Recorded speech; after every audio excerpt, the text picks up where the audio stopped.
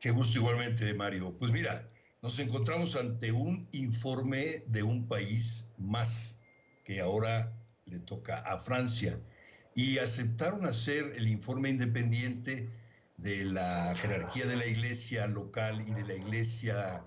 universal, precisamente por orden judicial y por aceptación, obviamente, del episcopado del lugar, etcétera.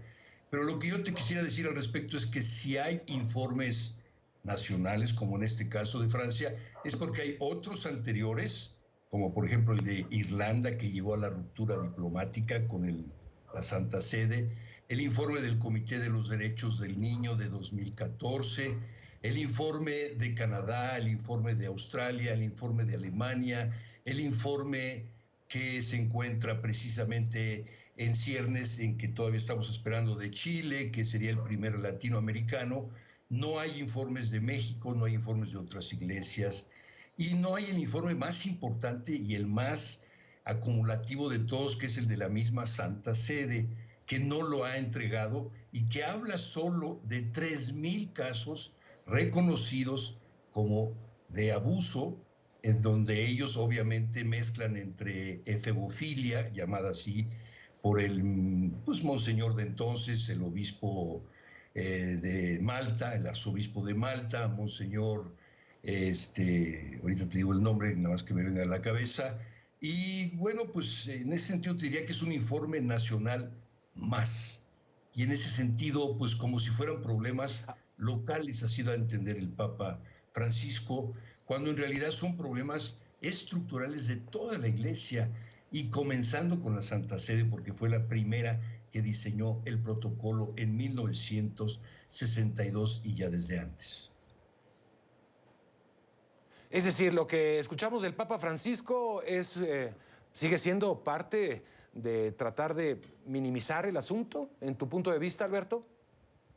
Pues yo diría que sí, es decir, que en realidad primero ellos trataron de ocultar, es una primera fase. Nosotros empezamos en 1997 con el caso Maciel, que no ha terminado, como tú sabes, y fue pues despreciado Sí. abiertamente y negado completamente. Después vino la fase del reconocimiento paulatino hasta hoy, en donde empiezan a surgir informes nacionales. El más grave de todos, yo diría, pues obviamente es a ponderar, porque el de Irlanda llevó a cerrar las relaciones diplomáticas, el último de Australia, que conocemos, llevó precisamente a mostrar que el cardenal Pell,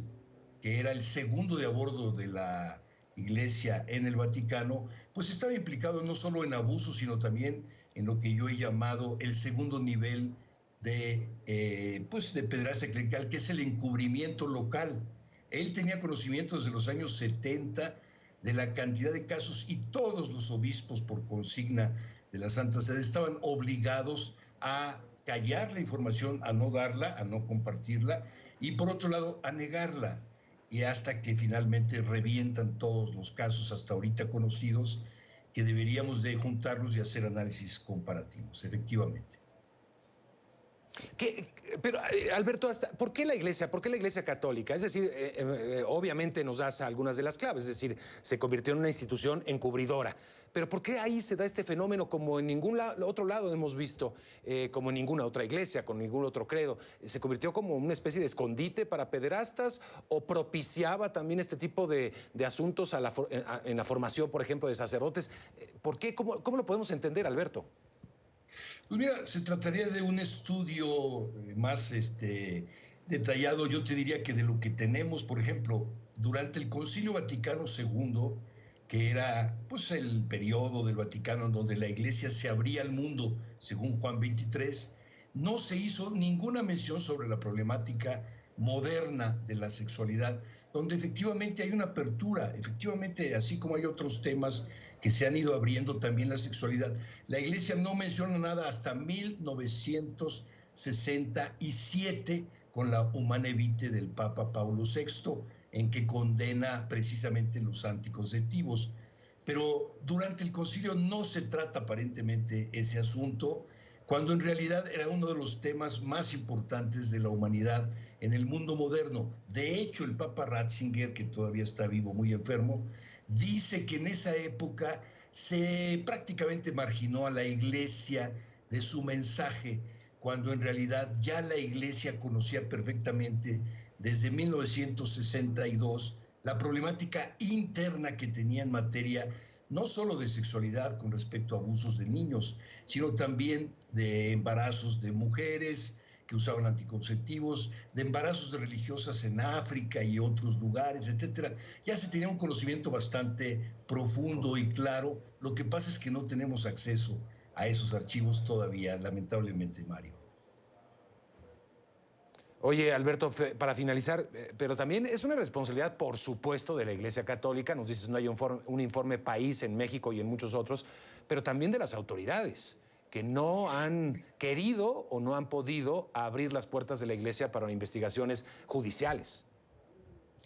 Mira, yo creo que el informe más alto es el informe del Comité de los Derechos del Niño en 2014, donde yo estuve presente. El Papa Francisco, que acababa de tomar posesión el año anterior, se negó a reformar a la Iglesia, pero te diría que un gran logro histórico sería obtener la información que la Iglesia Católica en la Santa Sede tiene de todos los casos de abuso registrados, porque estoy de acuerdo en lo que señala el informe en Francia. Unos son los casos registrados y otros son los casos reales, que siempre son más en todos los países del mundo. Y claro, en ese sentido la Iglesia tiene no solo los casos registrados a los que ha llegado a considerar como casos de abuso, sino también los casos registrados como, pues, lo que ellas llaman verosímiles y que en los países distintos llamarían presuntos delitos que pueden ser perseguibles. Sí, habría que hacer una investigación sobre la complicidad de las autoridades, pero yo te diría que la responsabilidad mayor siempre la tiene la Iglesia Católica, primero por tener un ascendente religioso ético, es decir, hay un mandato de Jesús de cuidar a los niños y luego ese mandato viene de una misión sagrada y por lo tanto los pues, clérigos y los responsables a nivel de la cuidado de atención de los niños y educación de los mismos debería llevar a un respeto y a una promoción de su infancia en materia evangélica y luego humana en materia de derechos humanos y de dignidad, cosa que lamentablemente en muchos casos no ha sucedido, ¿no?